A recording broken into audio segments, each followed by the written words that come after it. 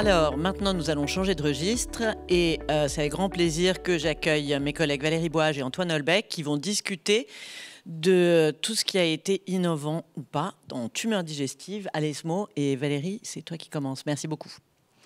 Bonjour à tous. Donc, on va commencer avec le cancer colorectal et cette communication qui a été faite en plénière d'une équipe hollandaise et qui sont donc consacrés au cancer MSI. Donc, vous savez que les cancers MSI sont traités actuellement par immunothérapie supérieure à la chimio en première ligne métastatique.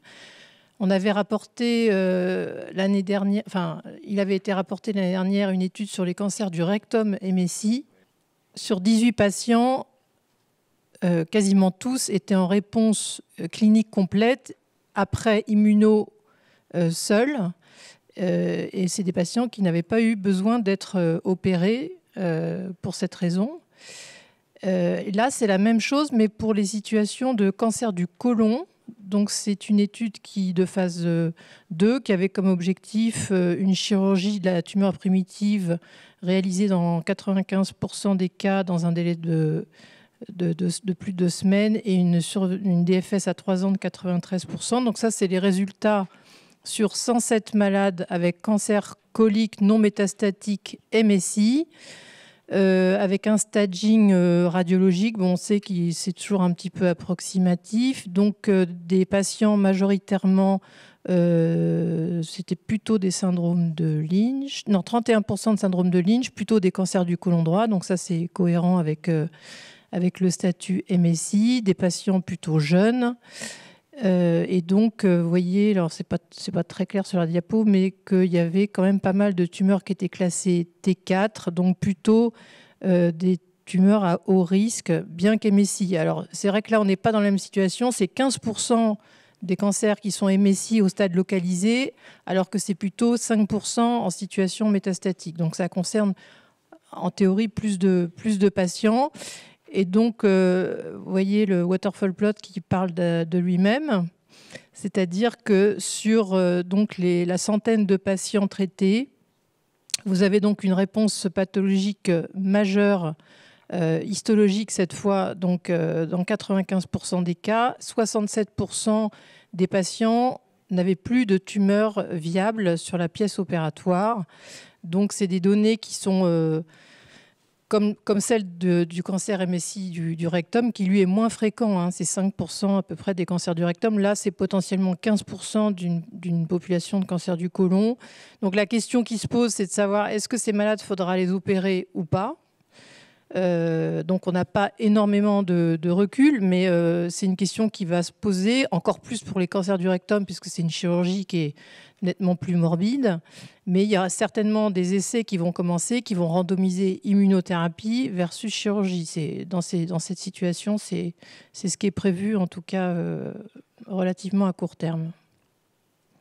En situation métastatique, donc un nouvel arrivant, un TKI inhibiteur, anti-VEGFR, un inhibiteur sélectif des VEGFR 1, 2, 3, le fruquintinib, qui avait montré un bénéfice de survie chez des patients lourdement pré-traités dans une étude asiatique. Alors on sait que les Asiatiques, dans ces études-là, sont plutôt moins pré-traités par anti-angiogéniques que les patients européens et américains. Et donc, l'essai Fresco 2 était une phase 3 destinée à tester ce TKI anti-VEGFR versus placebo chez des patients qui avaient tout reçu au préalable, donc oxalip 5-FU, oxaliplatine, irinotecan, anti-VEGF, anti-GFR sauvage, et majoritairement donc des patients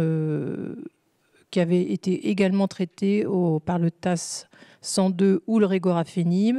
L'objectif, c'était la survie globale.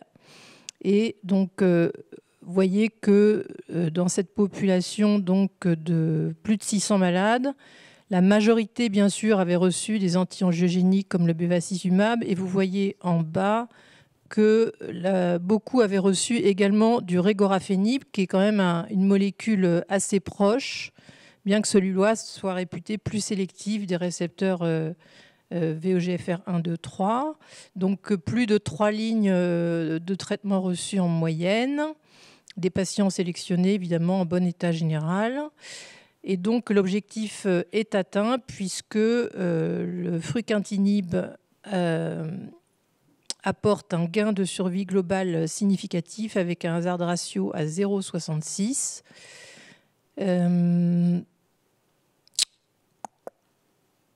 Vous voyez que ce qui est intéressant là sur ce schéma, c'est qu'on voit que les patients pré-traités, qu'ils aient été pré-traités ou non par regorafenib, semblent bénéficier du traitement.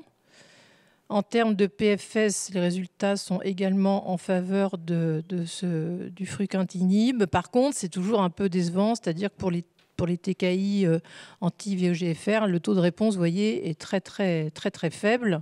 Donc, on va dire que c'est une molécule de plus dans l'arsenal thérapeutique du cancer colorectal métastatique. Donc, ça, c'est bien, mais ce n'est pas un médicament qui va apporter de la réponse, mais plutôt de la prolongation de stabilité. Mais voilà, c'est quand même une bonne nouvelle. Point de vue tox, vous voyez, c'est proche des TKI anti-VEGFR. Il n'y a pas de surprise particulière. Et voilà pour le cancer colorectal. Donc, on passe rapidement au carcinome hépatocellulaire. Donc, je vous ai montré cette étude de phase 3 parce qu'elle était extrêmement attendue. L'association donc en première ligne est devenue l'association bevacizumab-atezolizumab. Et comme il y avait eu des résultats assez encourageants en phase précoce avec les associations TKI immunothérapie, donc cette étude était très attendue. Elle comparait le lenvatinib associé au pembrolizumab versus lenvatinib dans le bras contrôle. Alors qu'habituellement, l'atezolizumab, ça avait été comparé à une population traitée par sorafenib. Le lenvatinib, ça avait démontré une non-infériorité par rapport au sorafenib, mais il n'est pas remboursé en France. Et on sait que même si c'était non inférieur, il était supérieur en termes de réponse et en termes de survie sans progression par rapport au sorafenib seul. Donc là, c'est la question, c'est est-ce que le lenva est potentialisé par une immuno chez ces patients. Et donc, c'était une étude qui, contrairement à l'étude atezolizumab, n'incluait pas de patients avec envahissement tronculaire de la veine porte. On sait que c'est un facteur pronostic important. Et c'était une étude internationale, Asie, Europe, États-Unis. Double objectif primaire, survie globale, survie sans progression, avec analyse intermédiaire. Donc, ça veut dire que le petit p sera évidemment plus stringent.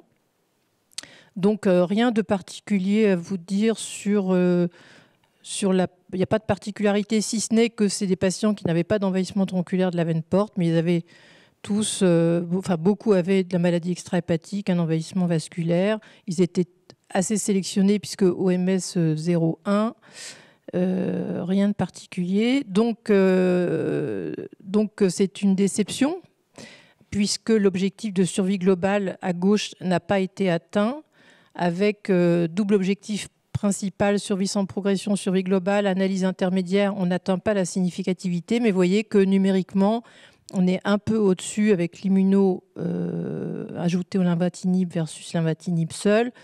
En survie sans progression, c'est pas significatif non plus, bien qu'on a l'impression que les courbes se séparent, comme toujours, après un certain temps dans les bras, chez les patients. Enfin, il y a des répondeurs à long terme à l'immuno. Donc, ça ne va pas tellement changer notre stratégie thérapeutique. Vous voyez, là, alors, à cet ESMO, il y avait une deuxième étude, celle du milieu, qui était uniquement asiatique, qui comparait, le bras contrôle était du sorafenib, le TKI a été associé à un autre anti-PD1, peu importe. Là, cette étude, elle était positive en survie globale avec un hazard ratio à 0,62. Mais donc, elle a juste le défaut d'être une étude asiatique. Il faudra donc valider les résultats sur une autre population. En attendant, l'atezolizumab reste notre référence de première ligne en France. Merci Valérie. Je vais juste me permettre une petite question parce que le néoadjuvant, l'immuno dans les MSI, c'est vraiment extraordinaire. C'est la deuxième étude avec des résultats fantastiques. La première étude dans le rectum, ils ont eu à opérer personne et tout le monde semble. Il n'y a pas énormément de recul. Ouais. Est-ce qu'ils ont plus de Lynch dans le rectum? Oui. Ouais, oui, c'était que des Lynch. Exactement. Donc, oui, est-ce que ça pourrait peut-être expliquer le fait qu'ils ont, parce qu'on a une petite impression quand même que ça marche peut-être mieux dans les Lynch que les somatiques. C'est possible. Dans l'étude métastatique, il n'y avait pas de grande différence, bizarrement, entre les MSI sporadiques et les Lynch. Mais là, c'est un peu biaisé puisqu'il y a surtout des Lynch, mais surtout dans cette étude rectum, il n'y avait que des Lynch. Merci beaucoup. À toi. Non, ça. Ouais. Donc, merci Valérie. Donc, on va passer à une autre thématique. Donc, la thématique pancréas. Et tout d'abord, cet essai, donc l'essai Néopan, qui est un essai donc de phase 3, randomisé, qui a comparé chez des patients atteints d'adénocarcinome pancréatique localement avancé un traitement par gemcitabine, qui était jusqu'à présent encore le standard, à une chimiothérapie par FOLFIRINOX. Alors, comme vous le savez probablement, le FOLFIRINOX est le standard depuis maintenant 2011 en situation donc, métastatique dans l'adénocarcinome pancréatique. Et donc, cet essai faisait sens parce que dans la situation localement avancée, donc qui précède la situation métastasée, on n'avait toujours pas montré la supériorité de ce FOLFIRINOX par rapport à la gemcitabine. Donc cet essai a comparé le FOLFIRINOX pendant 6 mois, à la gemcitabine également sur une même période, 6 mois. Les patients étaient des adénocarcinomes pancréatiques localement avancés, non résécables. Tous les dossiers avaient été revus en RCP pour confirmer cette non-résécabilité. Tous les patients étaient également en excellent état général. Il y avait des facteurs de stratification, notamment en fonction du centre, de la localisation tumorale, de l'état général et de l'âge. Et l'objectif principal de cette étude était de regarder la survie sans progression. Les objectifs secondaires étaient notamment ceux de survie globale et de taux de réponse. Les patients étaient évalués toutes les 8 semaines pour vérifier l'efficacité du traitement. Donc, en ce qui concerne les caractéristiques, je vais passer très vite. Les groupes étaient globalement très bien balancés. Il y avait autant d'hommes que de femmes. Les patients étaient très majoritairement donc en bon état général, ECOG 0 ou 1. Et ils avaient majoritairement des adénocarcinomes de la tête du pancréas. Et fait notable dans cette étude, vous voyez que les la classification CT, c'était essentiellement des T4 très majoritairement. Donc, c'est vraiment des patients qui avaient une maladie localement avancée. Vous voyez en dessous qu'ils avaient soit un envahissement de l'artère mésentérique ou du tronc cœliaque. Donc, vraiment des patients qu'on dit localement avancés, qui sont pas, qu'on peut parfois appeler borderline. Là, vraiment une population de localement avancé. Alors, quand on regarde donc le critère de jugement principal, à savoir la survie sans progression, on voit que le FOLFIRINOX fait mieux que la gemcitabine sur la diapositive, sur le côté gauche de la diapositive. La survie sans progression est de 9,7 mois dans le bras FOLFIRINOX contre 7,5 pour la gemcitabine, avec un P qui est significatif. Donc c'est une étude qui est positive sur son critère de jugement principal.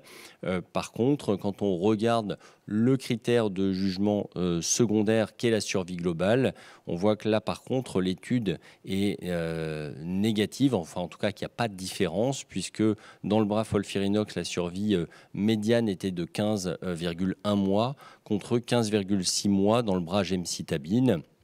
Donc ça pose effectivement pas mal de questions. Alors en conclusion de cette étude, on voit que c'est une des plus larges études dédiées au cancer du pancréas véritablement localement avancé. Le taux de chirurgie secondaire dans cette étude est très faible. Il y a quelques pourcents de patients qui finalement, en répondant, ont pu accéder à la chirurgie, mais l'immense majorité des patients n'a pas pu être opérée. C'est une étude qui est positive, comme on l'a dit, sur le critère de jugement principal, la survie sans progression, mais malheureusement, on ne voit pas que cela se traduit par un bénéfice de survie globale. Et donc, ça pose effectivement pas mal de questions, notamment sur ce qu'il faut faire en pratique clinique. Est-ce qu'il faut traiter majoritairement ces patients sous FOLFIRINOX ou alors les traiter par gemcitabine. En tout cas, les deux options sont possibles après cette étude. Deuxième étude que je vous rapporte, c'est l'étude GEMPAX, là encore dans les adénocarcinomes pancréatiques. Donc l'adénocarcinome du pancréas métastatique, le standard en première ligne est le FOLFIRINOX. L'autre option peut être le Gemzar Abraxane, mais très majoritairement en France, les patients reçoivent le FOLFIRINOX parce que le Gemzar Abraxane n'est pas remboursé. En deuxième ligne se pose donc la question du standard après FOLFIRINOX. Il n'y a pas véritablement il n'y a pas de standard. Beaucoup utilisent le Gemzar ou éventuellement le Gemzar associé au nab-paclitaxel quand on peut y avoir accès. Et donc cet essai a posé la question d'une comparaison entre la gemcitabine ou alors de la gemcitabine associée donc au paclitaxel. Cet essai donc randomisait les patients 2-1, 2 pour le bras GEMPAX contre 1 pour le bras contrôle gemcitabine. Il y a eu dans cette étude, plus de 200 patients qui ont été randomisés, 140 dans le bras GEMPAX et 71 dans le bras gemcitabine. Pareil, les groupes étaient globalement bien équilibrés et avaient les caractéristiques plutôt des patients en bon état général qu'on peut avoir parfois après FOLFIRINOX. Et voici un peu les résultats principaux de cette étude. En ce qui concerne donc la survie globale, l'étude est négative, c'est assez décevant. 6,4 mois de survie globale dans le bras GEMPAX contre 5,9 mois dans le bras gemcitabine. Alors, en ce qui concerne la survie sans progression, il y a un petit avantage au bras GEMPAX, mais vous voyez que ça ne se traduit absolument pas en survie globale. Quand on regardait également les taux de réponse, il y avait des taux de réponse qui étaient améliorés dans le bras GEMPAX, qui est aux alentours de 19% de réponse contre à peu près 5% de réponse dans le bras gemcitabine. Mais on voit ici que ça ne se traduit pas par un bénéfice de survie globale. Et enfin, la dernière étude, donc l'étude ReFocus, là qui concerne donc les cholangiocarcinomes avec une fusion ou un réarrangement de FGFR2. Donc c'est une petite population des cholangiocarcinomes, notamment intrahépatiques, à peu près 10 à 15% de ces patients qui peuvent avoir cette anomalie. Et chez ces patients, on sait qu'actuellement, ces patients bénéficient d'inhibiteurs pan FGFR, donc qui vont inhiber FGFR 1, 2, 3 et parfois 4. Ce médicament-là, le RLY 4008, est un inhibiteur sélectif de FGFR2 et sa sélectivité permet notamment de traiter les mutations de résistance qui peuvent apparaître sous inhibiteurs pan-FGFR après une exposition pendant plusieurs semaines ou plusieurs mois. Et l'autre avantage également, c'est qu'en étant plus sélectif, on peut en théorie augmenter les concentrations permettant donc de cibler encore plus ce récepteur FGFR2.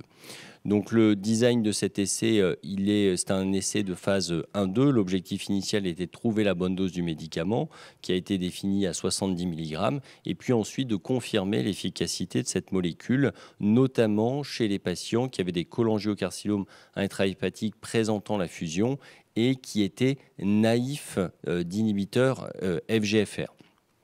Donc les résultats les premiers résultats ont été montrés là sur cette diapositive, sur ce waterfall plot. Donc là, ce sont les résultats parmi 38 patients avec fusion ou réarrangement de FGFR2 non prétraités par inhibiteur FGFR et qui ont reçu le RLY à différentes doses. Vous voyez que dans cette population, il y avait un taux de réponse qui était de 63%. Et quand on reprend les patients, les mêmes patients, mais qui là ont été traités à la dose optimale qui est 70 mg par jour, ce qui va être la dose recommandée dans le futur, on voit que les taux de réponse sont très importants. On obtient 88% de réponse. Par comparaison, les autres molécules, les pan-FGFR inhibiteurs, donnent des taux de réponse actuellement de l'ordre de 20 à 40%. Donc on a quand même cette impression que cet inhibiteur FGFR2 sélectif est plus puissant que les autres. Donc cette diapositive résume les taux de réponse. Et ce qui est également important ici, c'est le taux de contrôle tumoral qui est de 100% quand on traite les patients à la dose recommandée de 70 mg par jour. Donc en conclusion, ces résultats suggèrent une forte efficacité de ce nouvel inhibiteur sélectif de FGFR2. Et cet essai est toujours en cours de recrutement chez les patients naïfs, voire même pré-traités par d'autres inhibiteurs.FGFR. L'objectif étant d'essayer d'enregistrer cette molécule dans les années à venir. Voilà, je vous remercie. Merci Antoine. Moi j'ai une petite question sur l'étude chez les localement avancés, qui est quand même positive sur son endpoint principal, puisque c'était la PFS, donc même si l'OS ne l'est pas. La valeur de cette combo qui peut-être est légèrement plus toxique, c'est surtout si on a un meilleur taux de réponse, donc peut-être on améliore la qualité de vie en diminuant les symptômes. Est-ce que ça a été démontré ? Alors, sur cet essai localement avancé, alors sur les symptômes, effectivement, parfois les patients ont des symptômes à type de douleur, c'est même assez fréquent. Oui. Et c'est vrai que l'utilisation d'un schéma plus fort avec des taux de réponse meilleurs probablement a un effet positif sur les douleurs. À ma connaissance, ça n'a pas été rapporté et je ne sais plus si c'est quelque chose qui a été évalué. Je pense que oui, la qualité de vie dans l'étude, probablement. Pour le GEMSAR a une AMM sur le bénéfice clinique, parce qu'il n'y a pas de réponse. Mais dans l'étude de Michel, il y a une étude de qualité de vie qui est prévue et donc ça va permettre... Ça peut aider peut-être à choisir si le patient est en bon état général, mais beaucoup de symptômes. Un pancréas qui ne progresse pas, c'est vrai que c'est des symptômes en moins en général. Tout à fait. Parfait. Et ma dernière question, c'est quelle est la fréquence des fusions ou des réarrangements d'FGFR2 ? Alors, dans les cholangiocarcinomes intrahépatiques, c'est à peu près 10 à 15% des patients qui ont cette anomalie. Essentiellement des femmes plutôt jeunes, mais on a 10-15%. Et l'étude en cours, elle est randomisée ? L'étude en cours n'est pas en randomisée, mais les PAN FGFR inhibiteurs qui sont actuellement enregistrés l'ont été sur des cohortes mono-bras de 100 patients. Bon merci beaucoup à tous les deux de toutes ces nouvelles sur les tumeurs digestives de l'ESMO cette année.